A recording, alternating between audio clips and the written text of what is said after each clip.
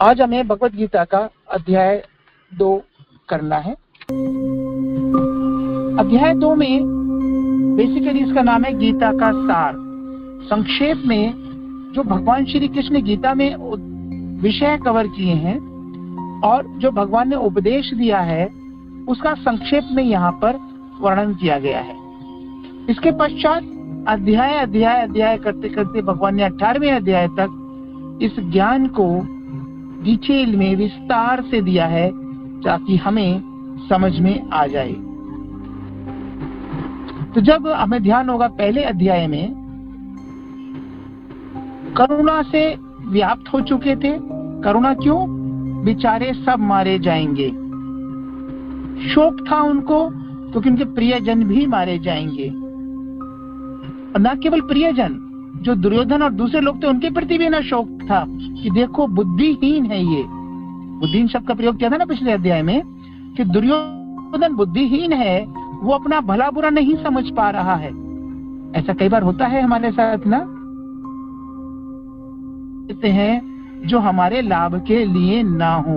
हम ऐसे कार्य करते हैं जो हमें पता है हमें नुकसान पहुंचाएगा, फिर भी कोई एग्जांपल देंगे जल्दी से? हमें अच्छी तरह से पता है कि ये गलत है फिर भी हम कर लेते हैं। जैसे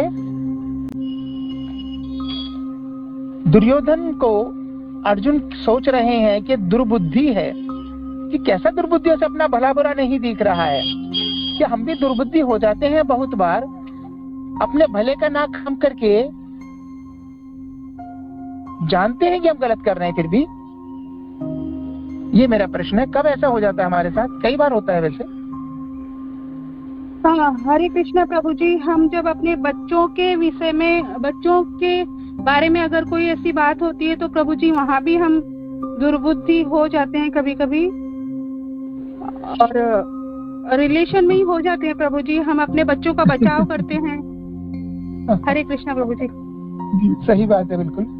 तो बच्चों के प्रति आसक्ति राष्ट्र की है। दुर्योधन के साथ इतने बुरे तो नहीं होते हैं, पर हाँ हम सो जाते हैं अनेक बार।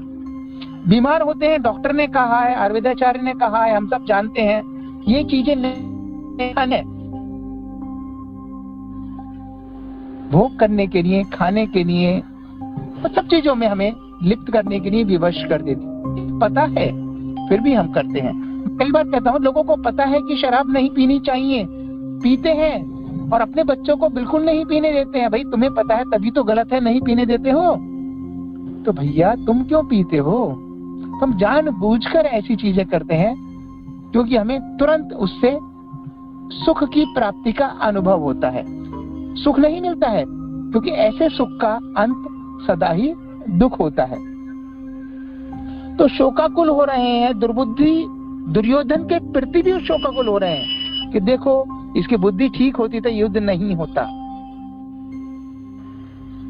और वो भगवान ने जब ये सब देखा तो भगवान ने बड़े प्रेम से बच्चों को जैसे डांट दिया, ऐसे डांटा। कैसे कहा कि तुम्हारे मन में कलमश कैसे आया? कलमश कैसे? जो सही तरीके से नहीं सोचता हो, गलत तरीके से सोचता हो, गलत राह पर जा रहा, तो कहते हैं तुम्हारे मन में खराब बात कैसे आ गई? भगवान कह रहे हैं तुम्हारे मन में कैसे खराब बात आ गई भाई? और तुम्हारे जैसे महान व्यक्ति के लिए ये सुटेबल नहीं है कि तुम ऐसी बातें करो, तुम्हें शोभा नहीं देता। तुम जो युद्ध भूमि में आई हो तो तुम्हें इनका सबका सामना करना पड़ेगा। अर्जुन भी सीधे नहीं थे, मतलब समझदार थे बहुत। वो कहते हैं आप बात सही कह रहे हैं, युद्ध भूमि में आया हूं, पर उनके विरुद्ध कैसे अस्त्र चलाऊं जो मेरे गुरु हैं, जो मेरे पितामह हैं। बात सही है, गुरु के प्रति हथियार नहीं उठाने चाहिए, परंतु जब गुरु भ्रष्ट हो जाए, जब गुरु धर्म के विरुद्ध कार्य करे तो गुरु को छोड़ देना चाहिए ना। और जब धर्म के युद्ध में गुरु अधर्म के साथ खड़े हैं तो करना पड़ेगा। यही बात है, हम मोहग्रस्त हो जाते हैं और सही निर्णय नहीं ले पाते। अब बहुत सुंदर बात कहते हैं वो श्लोक संख्या 7 में।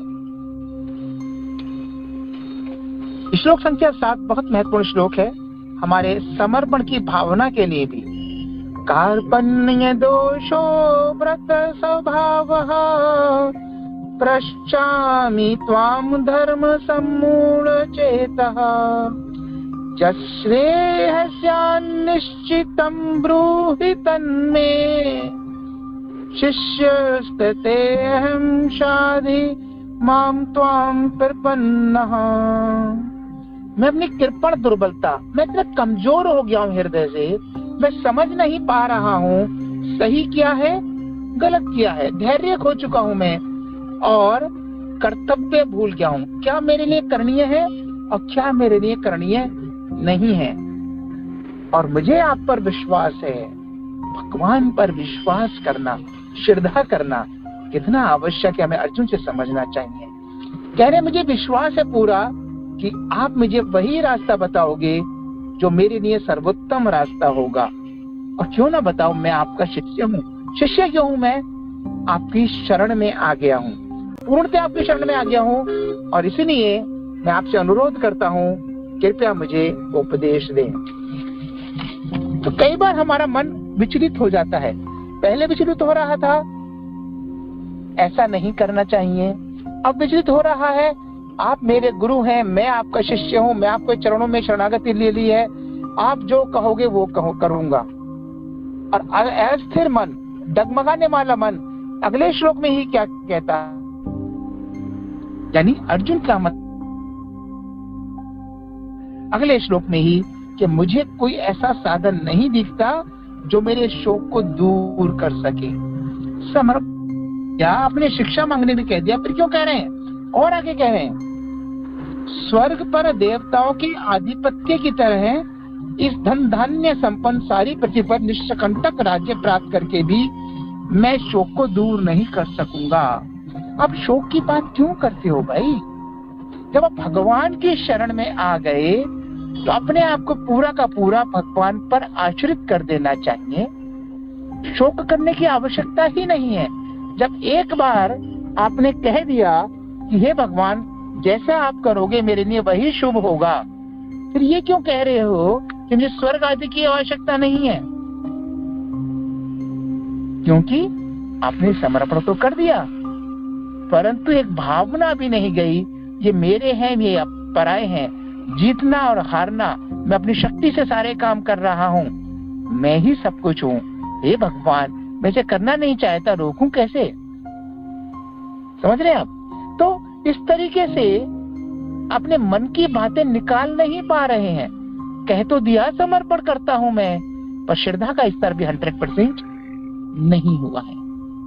और तभी संजय ने कहा कि हे गोविंद मैं युद्ध नहीं करूंगा, ये घोषणा करके अर्जुन बैठ गए रथ के पिछले हिस्से में, शोक करके बैठ गए रथ के पिछले हिस्से में। अगले हिस्से में आकर खड़े होकर उन्हें धनुष की टंकार लगानी चाहिए थी, परंतु पीछे चले गए। ये जो दूसरा अध्याय है वो मैं 5 भागों में बांट सकता हूँ। जो पहला भाग हमने अभी किया, 5वें का पहला, वही शोकाकुल अर्जुन का समर्पण आप इसे कह सकते हैं। इसका जो दूसरा हिस्सा है वो आत्मा का विज्ञान है। भगवान इस हिस्से में आत्मा का विज्ञान अर्जुन के द्वारा, अर्जुन के थ्रू हमको बता रहे हैं। और ये उन्होंने 38वें श्लोक तक आत्मा के विज्ञान से संबंधित बातें की हैं। 10वें श्लोक से भगवान ने अर्जुन से कहा, तुम एक तरफ तो बड़े बुद्धिमानी की बात करते हो, क्या पाप है, क्या पुण्य है, क्या करना चाहिए, क्या करना चाहिए, और दूसरी तरफ उनके लिए शोक कर रहे हो जो शोक करने के योग्य नहीं है। क्योंकि विद्वान जो होते हैं ना तो जीवित के लिए शोक करते हैं, ना ही मृत व्यक्ति के लिए शोक करते हैं। ये बहुत महत्वपूर्ण श्लोक है, छोटा सा है पर बहुत महत्वपूर्ण श्लोक है। शोक किसके लिए करना चाहिए? या तो वो जो हमारे साथ हैं, जीवित हैं, या जो हमारे को छोड़कर मृत्यु को प्राप्त हो गए। हम देखें ना जीवन में इन 2 तरीके शोक करते हैं ना। जो जीवित है उनके लिए शोक करते हैं, देखो कितना खराब निकल गया, कितना निर्धन हो गया, कितना अज्ञानी हो गया, बीमार हो गया, आईसीयू में भर्ती हो गया, कहना नहीं मानता, इन सब बातों के लिए हम शोक करते हैं ना।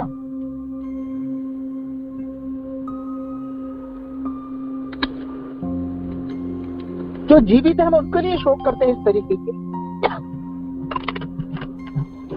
बुरा आचरण कर लिया, बुरी संगति में पड़ गई, पता नहीं, ऐसे शोक करते हैं ना।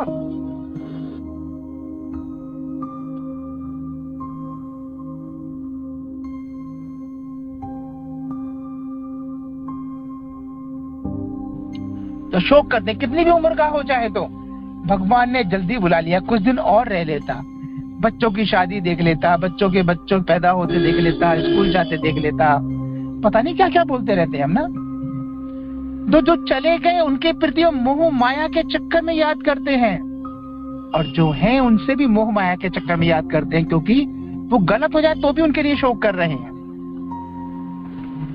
इसीलिए भगवान अर्जुन से कह रहे हैं कि तुम बुद्धिमान वाली बात भी कर रहे हो और उनके लिए शोक कर, जिनके लिए शोक करने की आवश्यकता नहीं है। जो जीवित हैं और गलत रास्ते पे चल रहे हैं, उनके साथ क्या सहानुभूति होनी चाहिए। विदुर की सहानुभूति धृतराष्ट्र और दुर्योधन के साथ इसलिए थी बस कि किसी तरह से सही रास्ते पर आ जाएं। इसलिए नहीं थी जैसे कि धृतराष्ट्र की सहानुभूति दुर्योधन के साथ थी, चाहे गलत रास्ता हो चाहे सही रास्ता हो, इसे राजा बनाना है। आप अंतर लगा पा रहे हैं दोनों सहानुभूतियों में? विदुर की और धृतराष्ट्र की जो मोह ममता और प्यार था और सहानुभूति थी, उसका अंतर।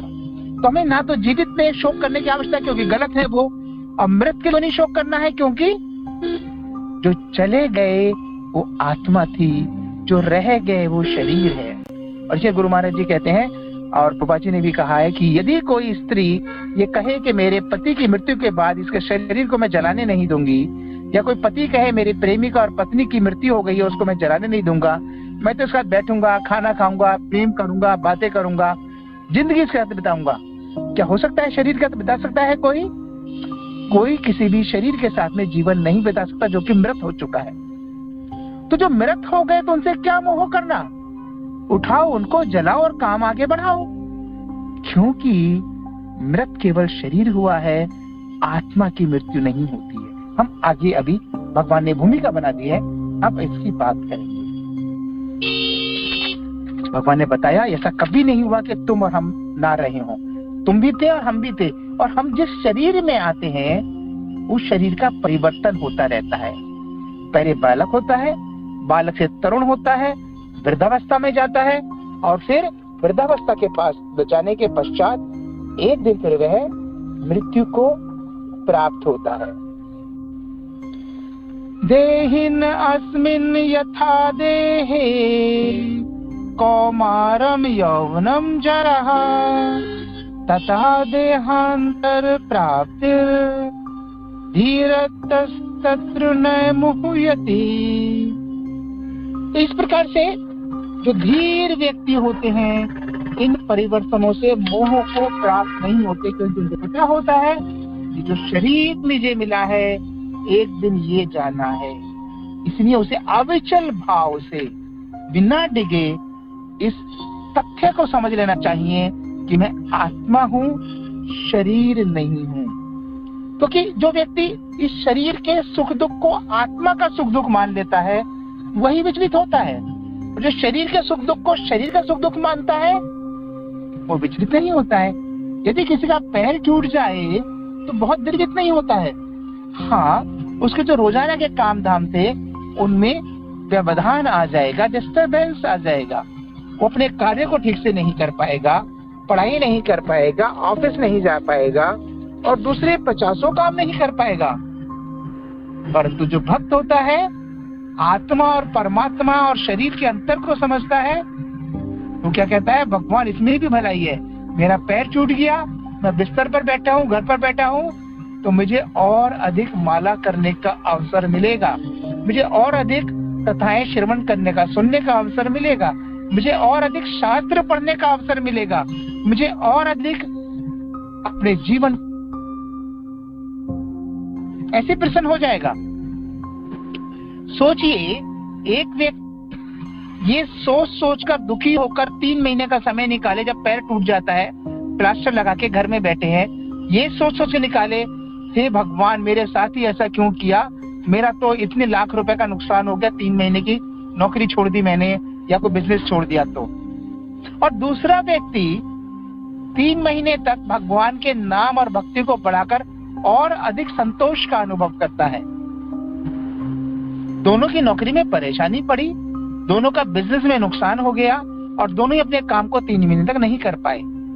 लेकिन जो पहला व्यक्ति था वो दुखी रहा, नुकसान तो फिर भी हुआ। दूसरा व्यक्ति सुखी रहा, नुकसान तो फिर भी हुआ। पर दोनों में से दूसरा व्यक्ति क्यों अच्छा है?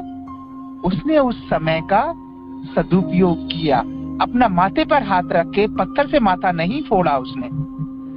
उसने अपने भाग्य को सराहा कि मुझे भाग्य मिला कि मैं भगवान की भक्ति और अधिक कर पाया इन दिनों के अंदर।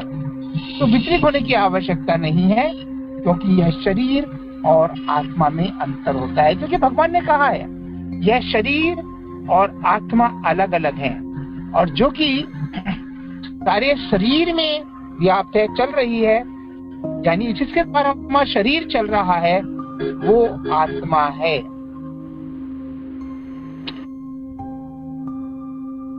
आत्मा को कोई किसी भी तरह से नष्ट नहीं कर सकता। शरीर का नाश होना सामान्य सी बात है, लेकिन आत्मा का नाश कभी नहीं होता, क्योंकि यह अविनाशी है। अविनाशी जिसका कभी अंत, अप्रमेय है, उसका कोई सीमा नहीं है, शाश्वत है, यानी हमेशा रहती है। और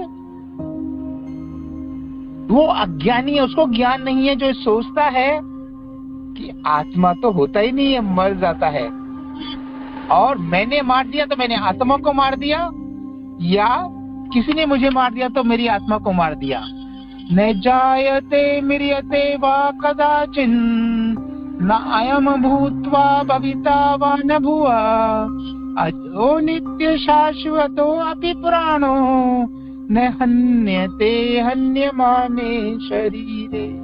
ये जो 4 शब्द हैं अंत वाले, न हन्यते हन्यमाने शरीरे, इसको एक बार समझ लेते हैं तो आत्मा का विज्ञान पूरी तरह से हमारे सामने स्पष्ट हो जाता है। न हन्यते हन्यमाने शरीर, इस नाशवान शरीर को कोई भी नहीं मार सकता है, क्योंकि यह पुराना है, शाश्वत है और कभी भी समाप्त नहीं होता है।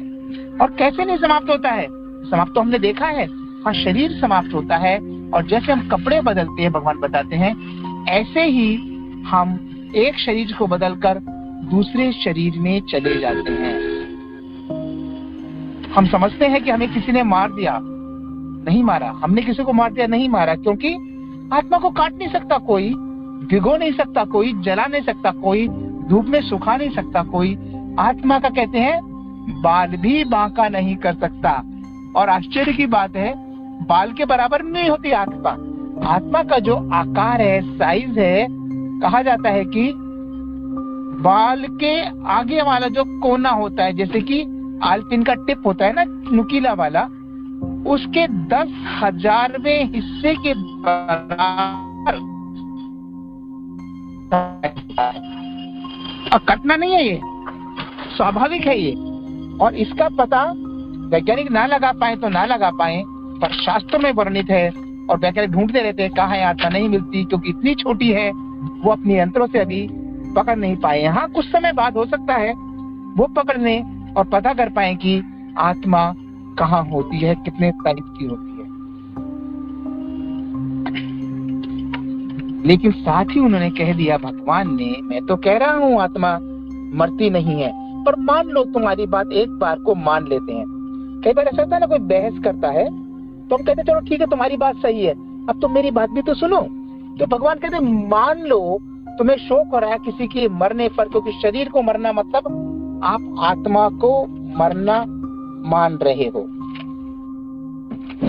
यदि तुम सोचते हो कि आत्मा मर जाता है और दोबारा जन्म लेता है शरीर के शरीर है ये, तब भी शोक नहीं करना चाहिए, क्योंकि एक शरीर होता है उसको मरना ही पड़ता है। कोई भी शरीर हो, चाहे किसी भी योनि में हो, 84 लाख योनियों में से, कीड़ा मकोड़ा आदमी कोई भी हो, सबको मरना होता है। और जब सबको एक दिन मरना है तो आज नहीं तो कल, तो आज क्यों परेशान हो रहे हो तुम? तुम्हें तो अपना कर्तव्य पालन करना है।